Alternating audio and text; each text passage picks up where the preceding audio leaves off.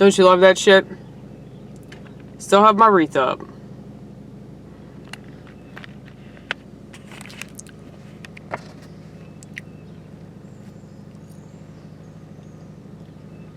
I love cold pizza. It's one of my favorite things in the world. That was really the only thing that I learned in college, aside from how to binge drink.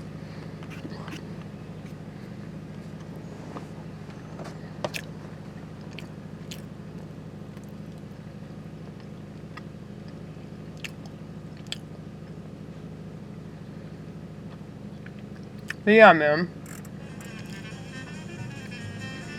It's like we don't know what the future holds. We don't know if the future holds anything at all. Right?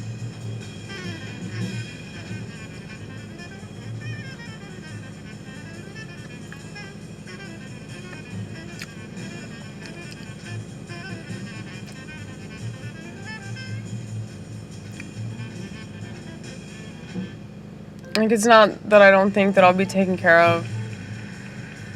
Because I'm definitely one of those, like, think outside the box kind of people. And I'm definitely a God person, so those two things, when juxtaposed, always have a very positive result. Because I think you can be a think outside the box person without being a God person. And it just leads you down a really negative path. You know, very cynical. You know, much like a lot of these YouTubers that are just really gloom and doom.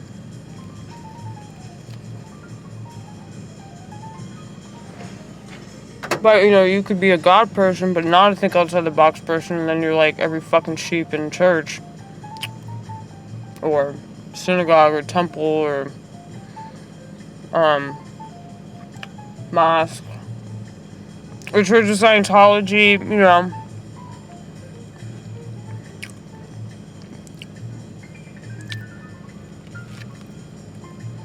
I don't know why people obsess so much about what other people believe. You know? It's about what you believe. And you clearly don't believe that if you can't allow other people to believe what they want to believe and not believe what they don't want to believe.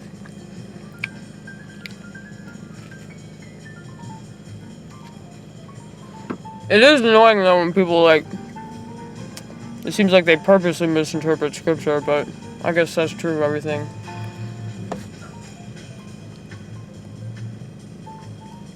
But holy shit, this pizza is so good right now.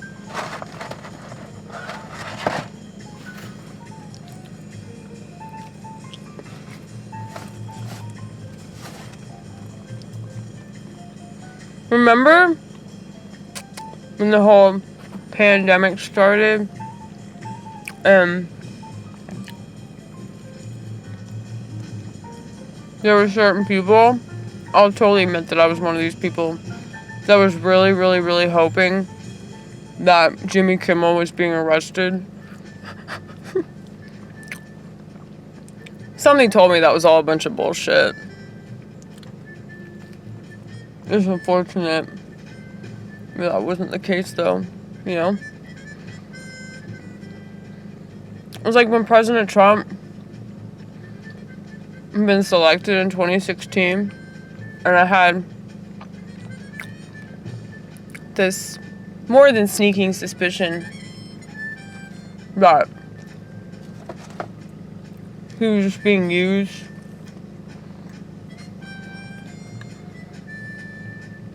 It's like I tossed that aside in favor of this idea that he was going to save the country. I tossed that aside in favor of this idea that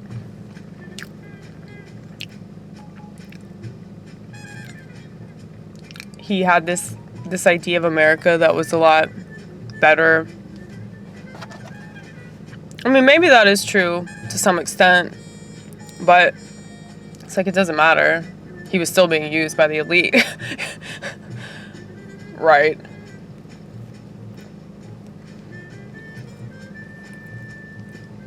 So, I I like Trump because of how offensive he is, though. That was really the appeal. But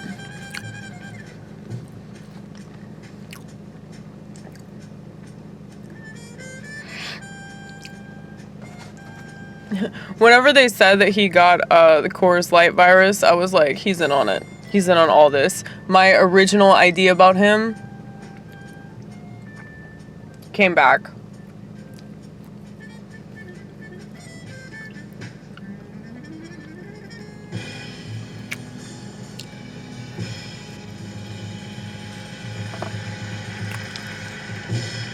It's like,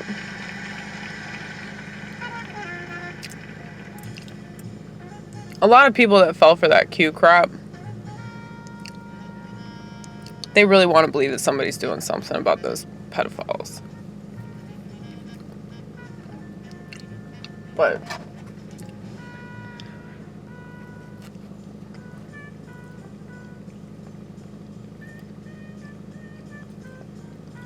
it's all a show.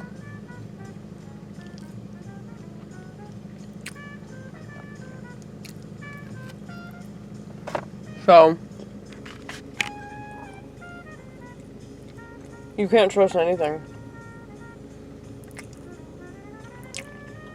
Once again, I know that that's a really daunting reality, but sorry. I mean, that's just the way it is. You cannot trust anything. Even reading the scripture, like, you have to figure it out for yourself. You have to figure out what it means to you.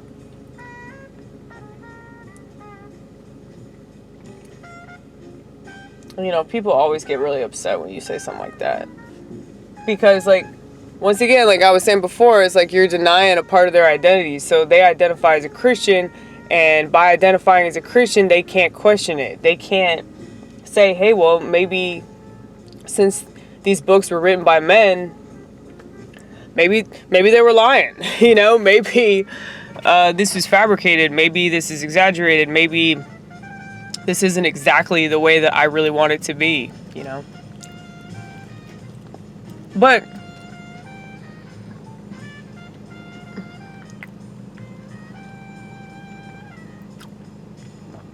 I feel like the whole point of it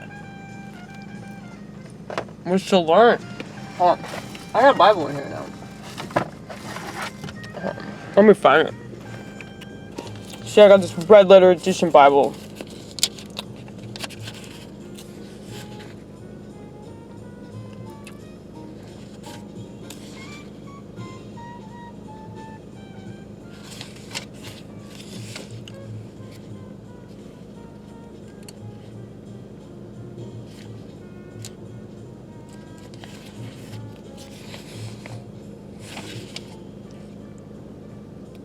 There's the part of the book where it's talking about how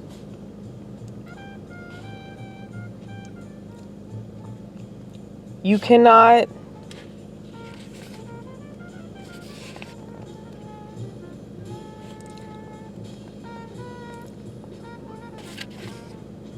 Hello. I'm good. How are you? I was all right.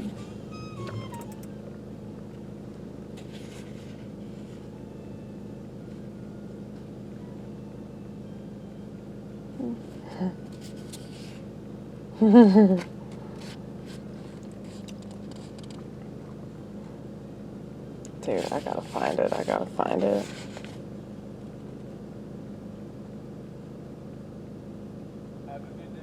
Oh, you too, goodbye. That was that guy that has the dog. I was gonna zoom in, but I was like, don't be weird. Yeah, I'm trying to find that passage of the Bible where it's talking about how you can't accept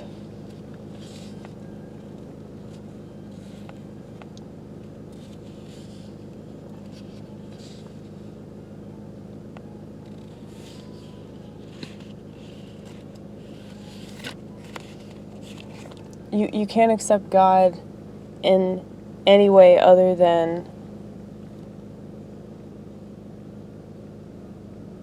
from a very childlike perspective. Like, always from a place of wonder, always from a place of, you know, questioning things and being willing to learn, you know. And so for people to be, like, all arrogant about it, it's just, God, you're so missing the point.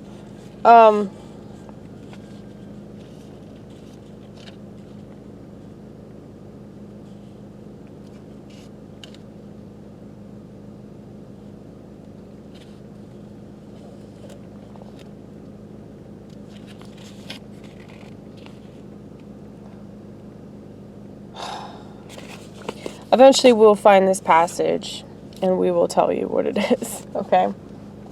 But that's the gist of it. Look, obviously it doesn't matter what the exact passage is because you understand the passage and you're explaining it in a better way. Okay? That's the whole fucking point of a parable, Amy. Yeah, so...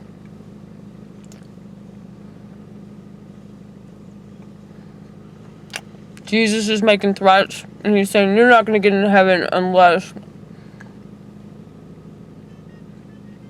you accept this as a child. With wonder and awe and mystery. Not haughtiness, not, oh, look at me, look at how much I know. Wompity wompity womp, you know? Because anytime that somebody insists that they're a hero, eventually they're going to insist they're a victim. Vice versa, you know? So anytime somebody's real arrogant about something that they think they believe in, if you criticize that, or you so much as question that, or you joke about that, they're going to play the victim about it. So annoying. Wait. Dog. I just wanted to let you know.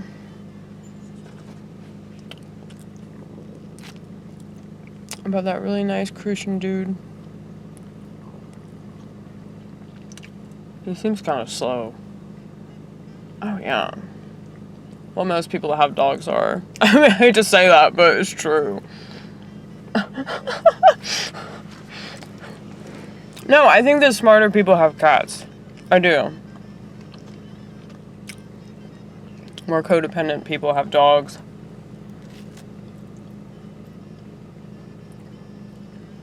People that have cats know how the world works, and they know that people just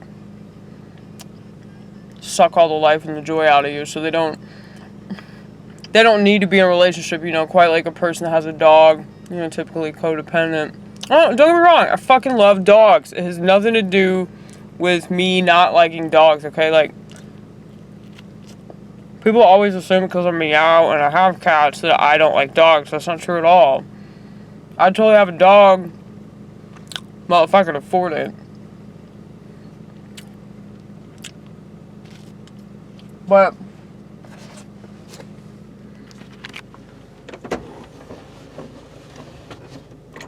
I do think that people that have cats tend to be more emotionally intelligent people versus people that have dogs that probably take psychiatric medication.